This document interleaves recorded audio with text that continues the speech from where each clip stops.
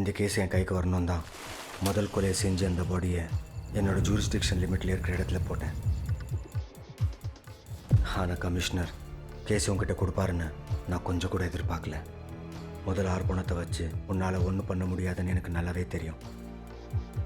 ஆனால் சுதாகர் காலில் இருந்த பிளேட் மட்டும் கையில் கடிச்சிருந்தா நீ இந்த கேஸையே முடிச்சிருப்ப.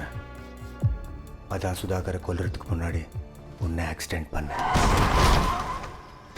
உன்னை கொல்லணுங்கிறது என்னோட இன்டென்ஷன் இல்லை. அதனால தான் உயிருக்கு போராடிட்டு இருந்த உன்னை ஹாஸ்பிட்டல் வாசலில் விட்டுட்டு போனேன். அதுக்கப்புறம் நான் எதிர்பார்த்த மாதிரி கேஸ் என் கைக்கு வந்தது. அடுத்து என் பிளான் படி சுதாகரை கொன்னேன். அதுக்கப்புறம் மீராவை கொன்று பாடியை ஸ்டேஷன் லிமிட்டில் போட்டேன்.